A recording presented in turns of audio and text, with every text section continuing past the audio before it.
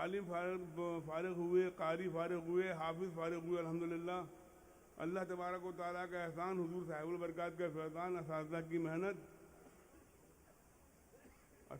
मेहनत और आप लोगों की मोहब्बत शामिल है। आप लोगों की मोहब्बत के बगैर असातिज़ा की मेहनत क्या करेगी, वो असातिज़ा की हुजूर साहिबुल बरकात के फैज़ान के बगैर असातिज़ा का मेहनत क्या करेगी, वो आपकी मोहब्बत के बगैर कुछ नहीं हो सकता। माशाल्लाह आप अपने जामिया से बहुत मोहब्बत करते हैं। अल्लाह ताला आपकी कमाइयों में बरकत अता फरमाए। मैं चंदा नहीं मांग रहा हूँ। क्या है?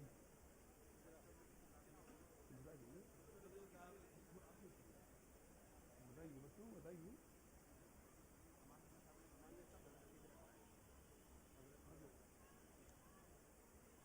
बच्चों ने कुछ किताबें भी लिखी हैं, इंशाअल्लाह ताला उसका अजरा हुजूर अमीन मिल्लत के हाथों होगा, जो अमानवी आके कराएंगे।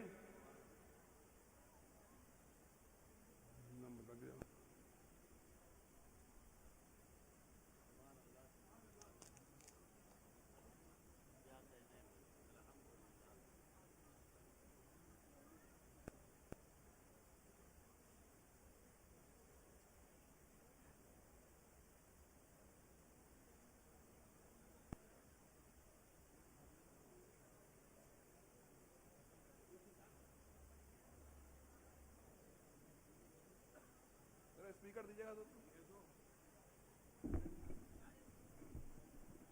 सेट कर दो भैया।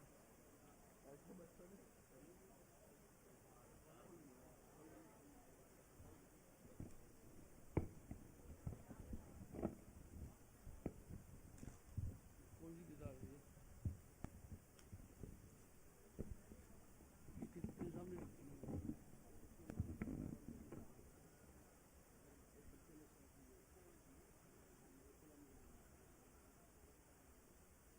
मौलाना शादाब अमजदी साहब ने ये किताब तहरीर की, जिसका उन्वान है बदमज़हब मुक़र्रिर की तकरीर सुनना कैसा है। ये किताब ये बच्चा है जिसने इसमें तखरीज की है, मेन बच्चा है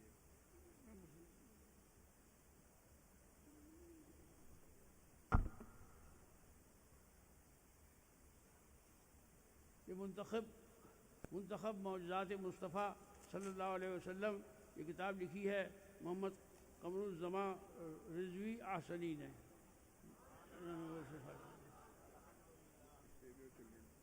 किसकी है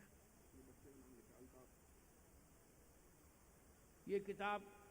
अंग्रेज़ी ज़बान में लिखी है, जिसका उन्वान है save your children from devils, यानी बदमज़हबों से अपने बच्चों को बचाइए। और इसके लिखने वाले हैं मौलाना अल्ताफ़ रज़ा एहसनी।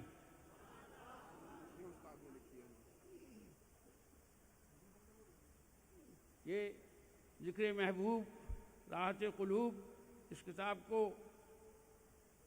मुरतब किया है मुफ्ती शादाब अहमद अमजदी आज़मी ने।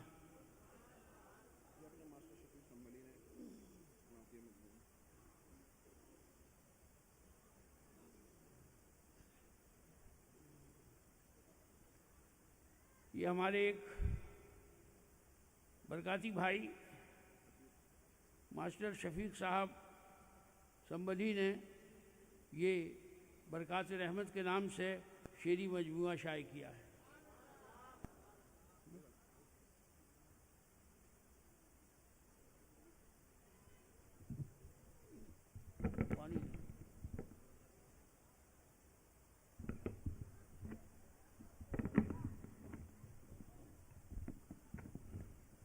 अंग्रेज़ी में जो किताब लिखी है वो मेरे बरादरे तरीक़त मुफ्ती हनीफ बरकाती साहब को देना चाहता हूँ। हनीफ बरकाती साहब इस किताब को आगे लें और पढ़ें कि हमारे बच्चों की मेहनत है। अंग्रेज़ी देखिएगा।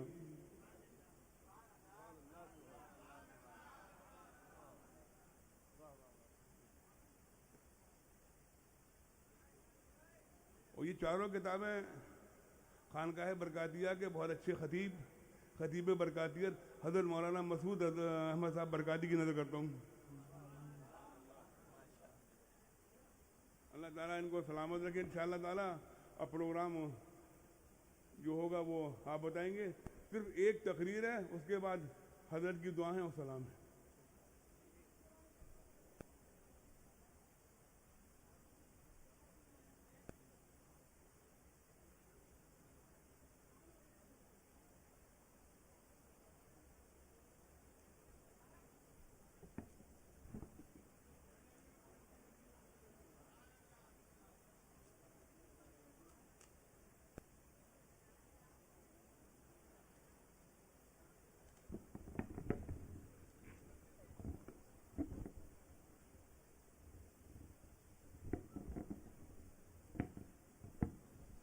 हज़रात,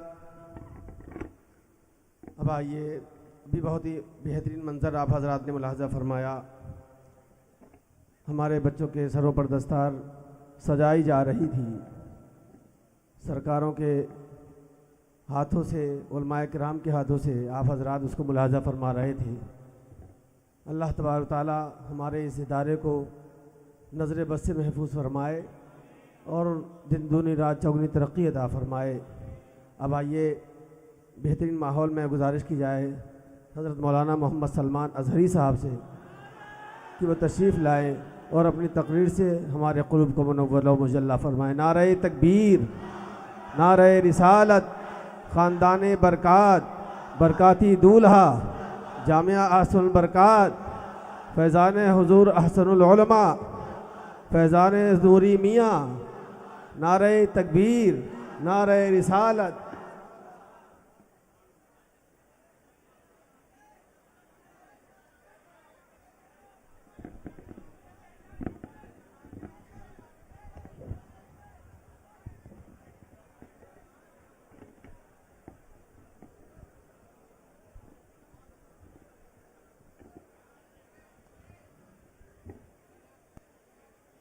मिंबर नूर पर जलवाबार ताजुल मशाइख, शरफ़ मिल्लत, रफ़ीक़ मिल्लत, अमान मिल्लत और तमाम खानवादे बरक़ात, मुअज़्ज़ज़ उलमाए ज़वील एहतराम, नाइबान रसूल, मेहमानान रसूल, असातीन मिल्लत, हाज़रीन मिल्लत, अस्सलामु अलैकुम व रहमतुल्लाहि व बरकातुहू। अल्हम्दुलिल्लाहि व कफ़ा व सलामुन अला हबीबिहिल मुस्तफ़ा, अम्मा बअद, फ़अऊज़ु बिल्लाहि मिनश शैतानिर रजीम, बिस्मिल्लाहिर रहमानिर रहीम। या अय्युहल्लज़ीना आमनुत्तक़ुल्लाहा वल तंज़ुर नफ़्सुम मा क़द्दमत लिग़द वत्तक़ुल्लाह इन्नल्लाहा ख़बीरुम बिमा तअमलून। सदक़ल्लाहु मौलानल अज़ीम। बारगाह रिसालत मुआब सल्लल्लाहु अलैहि वसल्लम में दुरूद पाक का हदिया पेश करें। अल्लाहुम्मा सल्लि अला सय्यिदिना मुहम्मदिन मअदनिल जूदि वल करम व आलिहि व अस्हाबिहिल किराम व इब्निहिल करीम व बारिक व सल्लिम सलातन दाइमतन सरमदन अबदा। अज़ीज़ान गिरामी वक़ार, हम ग़ुलामों की हाज़िरी के लिए ये दरबार है, यहाँ के टुकड़े खाने के लिए हम आया करते हैं, तकरीरें जमाने के लिए नहीं। हुक्म होता है आकाओं का और उनके हुक्म की तामील पर जब हम कुछ लबकुशाई करते हैं तो पावर हमारा नहीं होता, उनका ही हुआ करता है। अज़ीज़ान गिरामी, हाज़िरी की ख़ास वजह भी ये थी कि मैं मुद्दतों दुआओं में इंतज़ार करता रहा ख़ानदाने बरक़ात के वसीले से, और ख़ास तौर पर आला हज़रत का दिया हुआ ये वजीफ़ा पढ़ता रहा अपने मसाइब के ज़माने में। या आले मोहम्मद खुज़ भी यदी ऐ सैयद हमज़ा कुन मददी। इस वजीफ़े का असर था कि मसाइब हल्के लगते और ये देरी ना तमन्ना थी कि शुक्राने में ज़रूर हाज़िरी देंगे। और एक बात मैं आपको बताता हूँ, इंसान अपनी हैसियत और अपनी वक़ाअत से कुछ नहीं हासिल करता जब तक उस पर अताए इलाही ना हो, फज़ल रब्बी ना हो। बरकाती दूल्हा को हम जिस हाल में देखते हैं, यह मंज़र कभी भूला नहीं जाता, आँखों से जाता नहीं। और ख़ास तौर पर जब आप परेशीमा हों, परेशान हों, इस सूरत नूर को अपने आँखों में लाएं तो देखें आपकी कैफियत बदल जाती है। मैंने सोचा नहीं था माररा मुतहरा हाजिर हूँ, और जाहिर सी बात है बहुत सालों से आते हैं, हम छूने की भी हिम्मत नहीं कर पाते जब ये तबर्रुकात पहन कर रस्म खरका पोशी में साहब सज्जादा तशरीफ़ लाते हैं। लेकिन एक बात थी, मैं आपके सामने अर्ज़ कर रहा हूँ, दुआओं में उस वक्त से मैंने ये चीज़ रखी जब पहली मर्तबा सरकार अमीन मिल्लत ने मुझसे फरमाया था कि वो वक्त था 4 साल पहले, एक कुत्ता हुजूर की शान में भौंक रहा था। तब नबी पाक सल्लल्लाहु ताला अलैहि वसल्लम की इज़्ज़त और उनके नामूस के दिफा में मुझ फ़कीर से कुछ कलमात अदा हुए। उसकी बहुत सारे लोगों ने तनकीद भी की, तारीफ़ भी की, सब अपनी जगह पर। उन हालात में मैंने सबसे पहले हज़रत से रब्ता किया था और सरकार अमीन मिल्लत से अर्ज़ किया कि हुजूर ऐसा मसला है कि मैंने अपने छोटी ज़ुबान से कह दिया कि मैं दिल्ली आ रहा हूँ मुकाबला करने के लिए, मुबाहला करने के लिए। मैं अपने इन अल्फाज में कुछ ख़ताकार हूँ तो माफ़ फरमाएं, आपका क्या हुक्म है। आपके वो अल्फाज आज तक मेरे कानों में गूंजते। आपने फरमाया था कि तुम अपने घर के लिए नहीं जा रहे हो, हमारे नाना की इज्जत की बात। और ये नहीं कहा जाओ देखा जाएगा क्या होता है, बल्कि ये कहा था जाओ मैं अपने तबर्रुकात के साथ तुम्हारे साथ आता हूं। आप खानदाने बरकात की इस अता को देखें, उसके बाद से मैंने ये महसूस किया तबर्रुकात में असर इतना है कि आज पहनने वाला बादशाह वक्त के तागूतों से टकराने की ताकत रखता है। न पूछ इन खिरका पूशों को, इरादत हो तो देख इनको, यदे बैजा लिए बैठे हैं अपनी आस्तीनों में, यदे बैजा लिए बैठे हैं अपनी आस्तीनों में। मैं आप सबसे भी कहता हूं, मेरी तकरीर का लहजा कभी थोड़ा सख्त होता है तो लोग बहुत सारे उसको अलग अंदाज में, अलग रवैये में पेश कर देते हैं, मगर मेरे अजीजों ये बहुत जिम्मेदार मिंबर है, ये नूरी मियाँ का मिंबर है। यहाँ से मैं आपके सामने जो चीज़ अर्ज़ करने जा रहा हूँ वो ये, हालात इन खानकाहों के सज्जादगान के लिए इस तरह के हैं कि मैं खुद महसूस करता हूँ हज़रत अमान मिल्लत इतनी दुआएं करते रहे हर घड़ी, और हुज़ूर अमीन मिल्लत से मुझ फ़कीर के लिए इनकी अताएं अपनी जगह पर। लेकिन हम ये चाहते हैं कि हम जैसे लोगों की वजह से इनके तमाम काम काज पर कुछ असर ना पड़े। जालिमों की नज़र अगर हमारे ऊपर है तो हमारी वजह से कोई काम काज में असर ना पड़े, और लोग ये समझ बैठते हैं कि ये खानका क्या कर रही है, वो खानका क्या कर रही है, वो खामोश क्यों है, ये खामोश क्यों है। जुबान संभाल करके बात किया करो। हर एक के काम का अंदाज अलग होता है। जरूरी नहीं कि हर कोई माइक में पुकार करके कह दे। तकरीर का फन जिसके पास है वो करेगा, तहरीर का फन जिसके पास है वो नामूस रिसालत का दिफा करेगा। अरे मस्जिद के मिंबर से हर इमाम भी दिफाए नामूस रिसालत करता है। हर एक का मैदान अलग है। खानकाहों की बात जब आए, आपको अंदाज़ा नहीं इन खानकाहों से जो काम हो रहा है, मियाँ हम जैसे लोग वक्ती तौर पर किसी का जवाब दे सकते हैं, और ये साहबे सज्जादा जो जवाब देते हैं वो बरसों तक उम्मत मुस्तफ़ा के लिए दिफा बन जाता, बरसों तक। ये अहसनुल बरकात क्या है, हम जैसे नहीं, हमारे से बहुत आला व अरफा हजारों उलमा यहाँ से निकलेंगे जो दिफाए नामूस से रिसालत करते रहेंगे।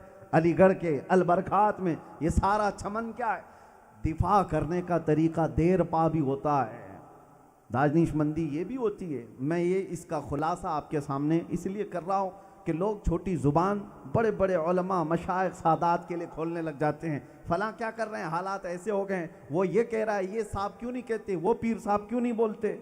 मियाँ सबको ऐसा मत समझो, सबके काम अलग हैं।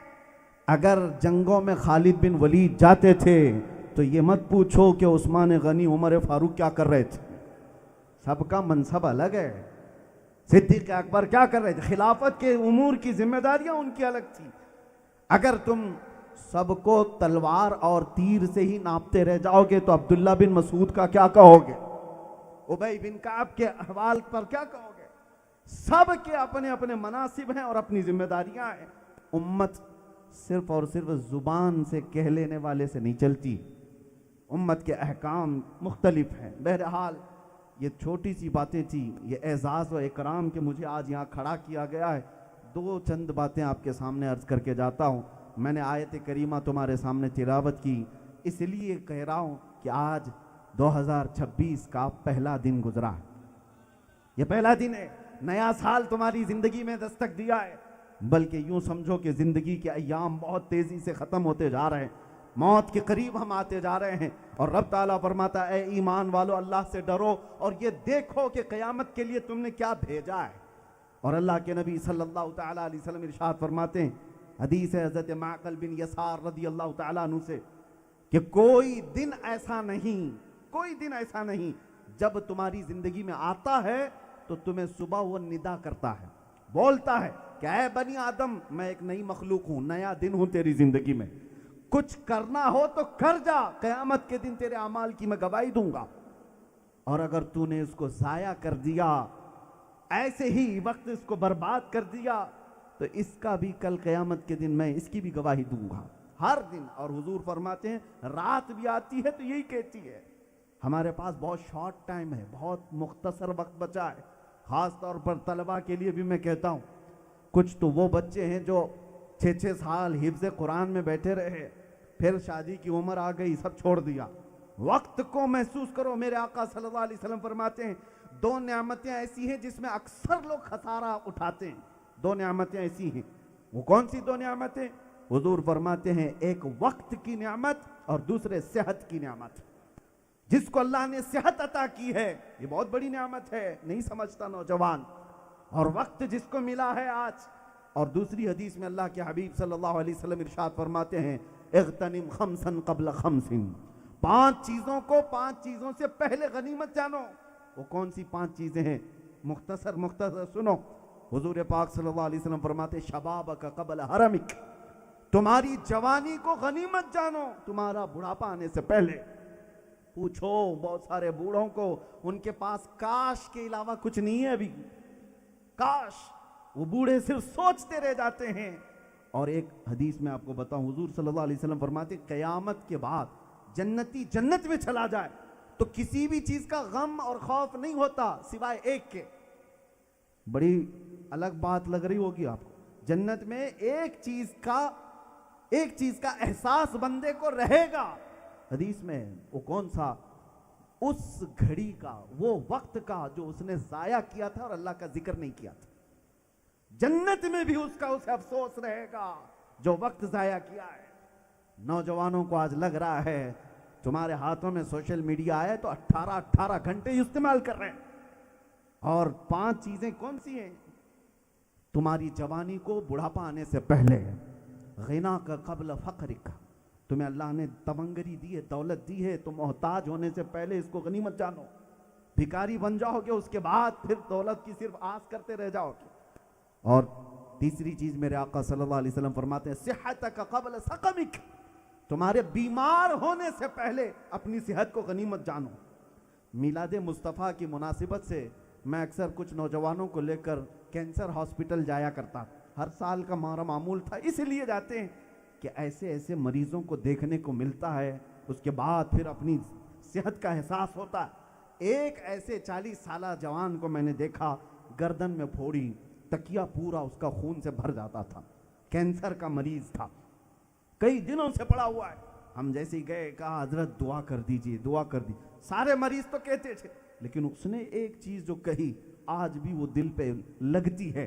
उसने कहा कि हजरत बात सिर्फ इतनी है कि मैं एक बार उठ करके सजदा करना चाहता हूं, लेकिन गर्दन उठा नहीं सकता, गर्दन उठा नहीं सकता। जैसे ही गर्दन उठाता हूं, फोड़े से खून बहना शुरू हो जाता है। और कैंसर ऐसा है कि मौत के करीब ले जा रहा है, और वो रोता है कि मुझे एक सजदा करने की भी अब मोहलत नहीं रह गई। अजीजों, आज तुम्हारे जो सर सलामत हैं, तुम गफलत में जिंदगी गुजार रहे हो। एक सजदा जो तुम भारी समझते हो, और दर दर की भीख मांगने से तुम्हें ये सजदा नजात देता है। आप इस चीज को गनीमत जानो, वक्त को जाया ना करो। नौजवानों, मोबाइल तुम्हारे हाथ में आया है तो क्या, किस चीज के लिए? पबजी के लिए, रात भर इंटरनेट चलाने के लिए? और मैं तो समझता हूं क़यामत के दिन कुछ लोग जो सवाल किए जाएंगे, तूने दीन नहीं सीखा, तो पहले वाले हो सकता है उज्र कर देते, हमारे पास कोई आलिम ही नहीं था। तुम क्या उज्र करोगे? अब तो तुम्हारे हाथ में सारा जरिया मौजूद है, तुम सारी चीजें इस इंटरनेट से सीख सकते थे, लेकिन नहीं, इल्म नहीं हासिल किया, दीन नहीं हासिल किया, बल्कि इस जरिए को सिर्फ और सिर्फ अपने इंटरटेनमेंट के लिए इस्तेमाल किया और वक्त को बर्बाद किया। चौथी चीज मेरे आका सल्लल्लाहु अलैहि वसल्लम फरमाते हैं कि अपनी फुर्सत के वक्त को गनीमत जानो मशगूल होने से पहले। वो जवान जो अभी शादी नहीं किए हैं वो कितने आज़ाद हैं, उन्हें पता है। कब पता चलेगा? जब बीवी हो जाए, बच्चे हो जाए, राशन लाना पड़ जाए, नौकरी, सारे जब काम आ जाए, तब पता चलेगा कि पहले तो बहुत अच्छा था। जो तुम्हारे पास अल्लाह ताला ने फरागत अता की है, ये मशगूलियत आने से पहले, ये चार चीज़ें तो हो गई। सबसे बड़ी चीज़ मेरे आका फरमाते हैं, ये तो चार चीज़ें हो गई। जवानी को गनीमत जानो बुढ़ापे से पहले, सेहत को गनीमत जानो बीमारी से पहले, दौलत को गनीमत जानो मोहताजी से पहले, अपनी फुर्सत को गनीमत जानो मशगूल होने से पहले। लेकिन ये सब में अगर तुमने नहीं भी किया, हुजूर फरमाते हैं इग़्तनिम हयातक क़ब्ल मौतिक, अपनी जिंदगी को गनीमत जान मरने से पहले। मरने से पहले जो कुछ भी बाकी है तुम्हारे पास, यह वक्त निकल जाएगा। गया वक्त फिर हाथ आता नहीं, सदा दौर दौरा दिखाता नहीं। इमाम अबू यूसुफ इमाम आज़म अबू हनीफा के शागिर्द हैं। 18 साल के करीब आपने उनकी मुलाजमत ऐसी की, मैं पढ़ कर के हैरत में रह गया। एक दिन काजी अबू यूसुफ रहमतुल्लाह ताला अलैह के बेटे का इंतकाल हुआ और अपने खादिमों से कह दिया, बेटे का जनाजा सब तैयार करो, और कफन सारे दफन सारे इंतजाम वसीयत करके घर से निकल गए और इमाम आजम अबू हनीफा के दरसगाह में बैठे रह गए। कहा कि इतनी देर में वहां पर मशगूल रहता तो इमाम आजम अबू हनीफा की बारगाह में बैठने का वक्त मुझसे चला जाता। उन्होंने उन अजीम औकात को भी, अरे वहां तो जायज था अपने बच्चे के दफन के लिए। इसीलिए मेरे आका सल्लल्लाहु अलैहि वसल्लम फरमाते, अगर कयामत आ गई और तुम्हारे पास इतना सा वक्त है कि एक खजूर का बीज बो सकते हो, हुजूर फरमाते वो भी कर जाओ, खाली ना रहो। इतनी देर अगर तुम्हारे पास मौजूद है। और नौजवानों ने आज क्या बना रखा है कि अभी तो सेटल नहीं हुआ, अभी तो स्टैंड नहीं हुआ, 25 साल का हो गया, 30 साल का हो गया, लोगों पर बोझ बना है, माँ बाप पर बोझ बना हुआ है। आज मैं महसूस कर रहा हूँ हिंदुस्तान भर के जिस इलाके में जाता हूँ, सबसे पहले मुझसे लोग ये कहते हैं हमारे इलाके के बच्चे नशाखोर हो चुके हैं। नशा बिकता यहाँ है, नशा आता यहाँ है, बच्चे नशा करते हैं। कितनी माएँ रोती हैं। जेलों में हमने देखा है दरवाजे पर 4-4 घंटे माएँ बैठकर चली जाती थी, क्योंकि उनके बच्चे ड्रग्स की वजह से जेल में बंद हैं। और जबकि इतनी सख्त तरीन सजाएं, कौन तुम्हें ये नशे में मुब्तला कर रहा है? कौन? तुम्हें अपनी जवानी का एहसास नहीं, तुम्हें अपनी जवानी की कदर नहीं। हाँ, नशा करना ही था तो ये चरस गांजे धतूरे का क्यों किया? काश इश्क मोहम्मदी का नशा कर लेते, दुनिया तुम्हारी आशिक हो जाती। वो एक नशा ऐसा है जिसके सर पर चढ़कर बोलता है तो फिर पूरी दुनिया में आवाज आती है, डाल दी कल्ब में अज़मत मुस्तफ़ा सैयदी आला हजरत पे लाखों सलाम। वो कौन सा नशा था? वो इश्क मोहम्मदी का नशा था। ऐ नौजवानों, वो नशा तो उठाओ जिसको, और वो शराब पियो जिसको शराब मोहब्बत कहते हैं। ऐसी शराब कि जिसके बाद फिर दूसरे का एहसास भी ना हो। और इकबाल इसी को कहता है कि जो मोहम्मद अरबी की मोहब्बत के नशे में मुब्तला हो गए, उनका हाल ये होता है, उनका हाल ये होता है, दो आलम से करती है बेगाना दिल को, अजब चीज है लज्जत आशनाई, अजब चीज है लज्जत आशनाई। पूरी दुनिया क्या कह रही है इससे कुछ फर्क नहीं पड़ता उस नौजवान को जो इश्क़ मोहम्मदी में मुब्तला है, दो आलम से करती है बेगाना दिल को। इसीलिए मेरे अजीजों, एक बात आखिर में अपने जुमलों को समेटते हुए कहता हूँ, जिंदगी अल्लाह ने दी है, जवानी अगर दी है एक ही बार आती है, दिल अल्लाह ने दिया एक ही दिया है। इसमें जो धड़कन है एक बार गुजर कर चली जाए तो वापस नहीं आती। इसलिए अपनी धड़कनों को सुपुर्द करो उस बारगाह में जिसको इकबाल कहता है, ब मुस्तफ़ा बरसा खैश के दी हमाऊस, घर बऊ न रसीदी तमाम बूल हबीस। अपने आप को मुस्तफ़ा के कदमों तक पहुंचा लो, यही दीन है। अगर वहां तक नहीं पहुंच सका, जिंदगी अबू लहब की तरह है। ऐ नौजवानों, एक जवान ऐसा मिलता है तारीख में, अब्दुल्ला बिन हुज़ाफा सहमी, ईसाइयों के एक बड़े बादशाह ने कैद कर लिया। और नौजवान, आखिरी बातें हैं, मैंने देखा है कभी कभार आजमाइश तलवार, चाकू, भाले और सख्तियों की यह आसान होती है, सह लेंगे लोग।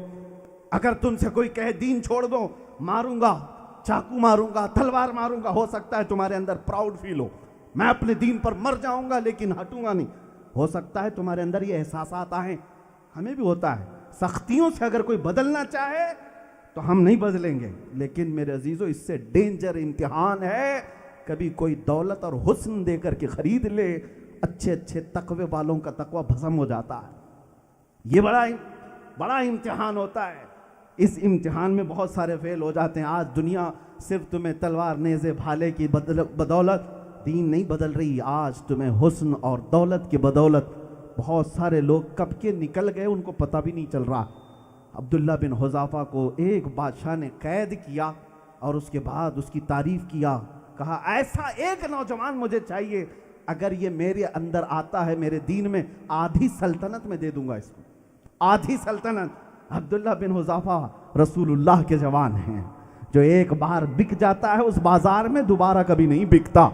अगर दुनिया आज तुम्हारी बोली लगा रही है तो इसका मतलब है पूरे बिके नहीं हो। एक बार बिक जाओ, तुम्हारे चेहरे से लेकर नीचे तक आसार ऐसे नजर आए, कोई दूसरा बोली लगाने से भी डरे, देख करके ही समझ जाए ये बाजार मुस्तफ़ा का गुलाम है। अब्दुल्ला बिन हुज़ाफा को जब ये पेशकश की गई, आधी सल्तनत दे दूंगा, अब्दुल्ला बिन हुज़ाफा मुस्कुराए, कहा यह नहीं हो सकता, मेरा दीन इतना सस्ता नहीं। बादशाह ने कहा इससे भी ज्यादा दे दूंगा, तू मेरे दीन में आ जा। अब्दुल्ला बिन हुज़ाफा का जवाब हर नौजवान सुन ले, जवानी किसको कहते हैं? वो कहते हैं ए बादशाह तू पूरी सल्तनत दे दे, उसके बाद एक और सल्तनत, उसके बाद एक और सल्तनत दे, 3 बड़ी सल्तनतें तू मुझे दे दे, उसके बावजूद अगर पलक झपकने के बराबर भी तू कहे मैं मेरे मुस्तफ़ा से बेवफाई नहीं कर सकता, मैं गद्दारी नहीं कर सकता। वो लोग जो अपना वक्त बर्बाद कर रहे हैं वो क्या कर रहे हैं? अपने नबी से वफा कर रहे हैं, अपने नबी से मोहब्बत का जो दावा कर रहे हैं। सिर्फ नारों में नहीं होती मोहब्बत। मेरे आका से एक सहाबी ने कहा था वल्लाही इन्नी ला उहिब्बका या रसूल अल्लाह, ऐ अल्लाह के रसूल कसम खुदा की मैं आपसे बहुत मोहब्बत करता हूँ। हुजूर ने क्या फरमाया था जवाब में? उन्जुर माज़ा तक़ूल, सोच ले क्या बोल रहा है। यहां कहते हैं ना हम लब्बैक या रसूल अल्लाह, ऐ अल्लाह के रसूल हम हाजिर हैं। हुजूर ने फरमाया था सहाबी को उन्जुर माज़ा तक़ूल, उन्होंने दोबारा कहा वल्लाही इन्नी ला उहिब्बका या रसूल अल्लाह, कसम खुदा की अल्लाह के रसूल मैं आपसे बेहद मोहब्बत करता हूँ। हुजूर ने फिर फरमाया उन्जुर माज़ा तक़ूल 3 बार। जब उन्होंने तीनों बार ये कहा आका मैं सच कह रहा हूँ, कसम खुदा की आपसे बहुत मोहब्बत करता हूँ, तब मेरे आका ने फरमाया अगर तू अपनी बात में सच्चा है तो इंतजार कर, मुसीबतें ऐसे आएंगी जैसे पहाड़ से पानी बहकर जल्दी आता है, इतनी जल्दी आ जाएंगी। लोग ये समझते हैं इश्क रसूल हलवा पराठा खाने का नाम है, इश्क रसूल मोहब्बत मुस्तफ़ा कहीं बैठ करके आसानी से नारा लगाने का नाम है। मैं अभी अगर किसी से कहूं अपने नबी पाक के कदमों पर जान देने को तैयार हो तो हर कोई हाथ उठाएगा, हर कोई कहेगा मियाँ जान देना गर्दन देना बात की बात, जरा दिल पर हाथ रख करके बताओ उस नबी के लिए अपनी गर्दन दे सकते हो तो अपनी जिंदगी से कुछ बुराइयां मेरे नबी के नाम पर क्यों नहीं छोड़ सकते? क्यों नहीं छोड़ सकते? क्या आज से ये अहद करते हो कि गाने नहीं सुनूंगा? मेरे मुस्तफ़ा ने फरमाया जो गाने सुनता है उसके दिल में निफाक पैदा होता है, वो जिना की तरफ ले जाते हैं गाने।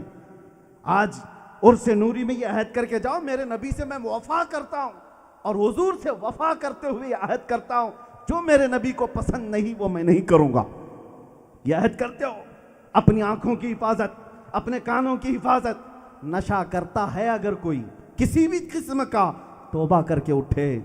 मेरे अजीजों जिसने अपने जान को अपने हाथों बर्बाद किया उसने खुद अपने आप को नहीं, अपने खानदान को ही नहीं, माँ को नहीं तड़पाया, सिर्फ बाप को नहीं तड़पाया, सिर्फ अपने भाइयों को नहीं, बल्कि फरमाया गया है कि हुजूर पाक सल्लल्लाहु ताला अलैहि वसल्लम को अज़ियत पहुंचाया।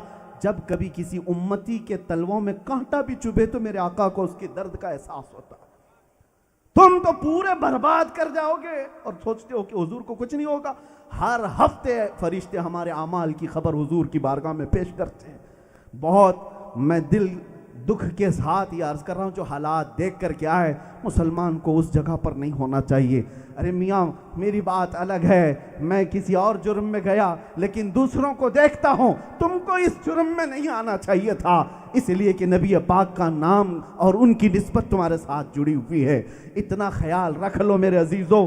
फिर आखिर में आला हज़रत अज़ीमुल बरकत फाजिल बरेलवी रज़ी अल्लाह ताला अन्हु की बात कह कर के जाता हूँ।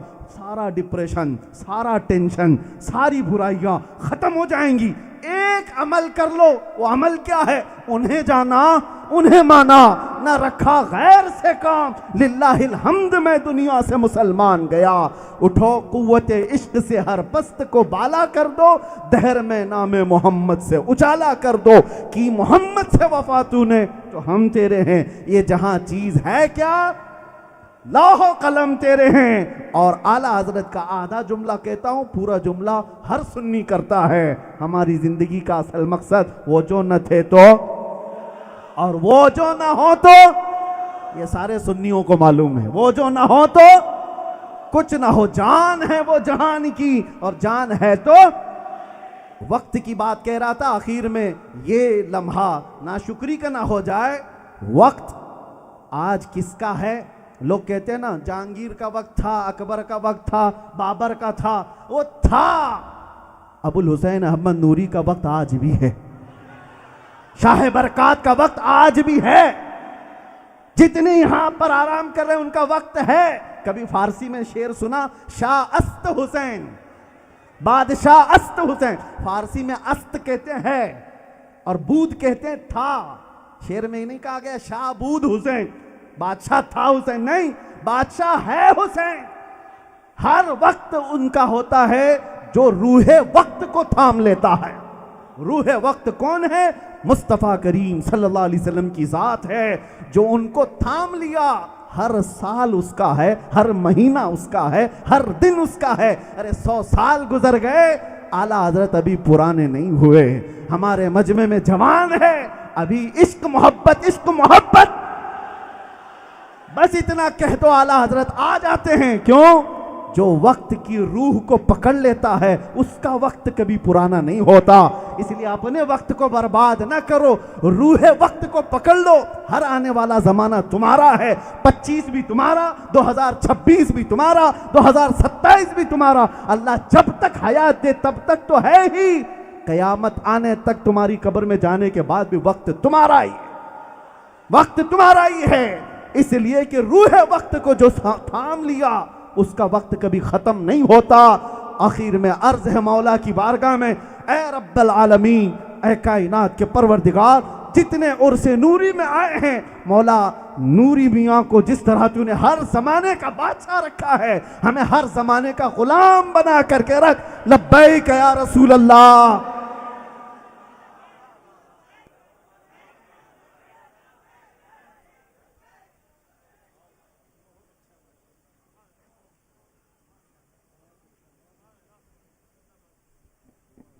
माशाअल्लाह, सुभान अल्लाह। हज़रात, अब आइए गुजारिश की जाए, हसानुल बरकात जनाब कासिम हबीबी बरकाती साहब तशरीफ़ ला रहे हैं। आप हज़रात उनसे उनके 3 अशार समाअत फरमाएँ और अपने क़ुल्ब को मुनव्वर व मुजल्ला फरमाएँ।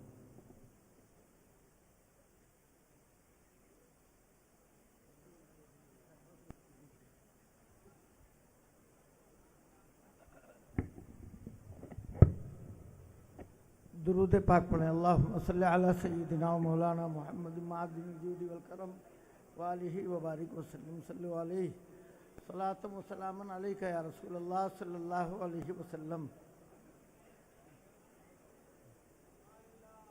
हज़रात, आपने सरकार नूर की मनक़बतें समाअत कर लीं। इस वक्त जी चाहता है कि हम अपने आकाए नेमत हुजूर मुर्शिद आज़म हिंद की बारगाह में नजराने मोहब्बत पेश करें। मतलब मुलाहिज़ा फरमाएं, कितना अच्छा, कितना अच्छा, कितना अच्छा है, कितना अच्छा, कितना अच्छा, कितना अच्छा है कूवे हसन का जर्रा जर्रा, कितना अच्छा है कूवे हसन का जर्रा जर्रा, कितना अच्छा है कूवे हसन का। कसरे शही के बाम से कोई देता है आवाज, कसरे शही के बाम से कोई देता है आवाज, शाह हसन के दर का गुजारा कितना अच्छा है, शाह हसन के दर का गुजारा कितना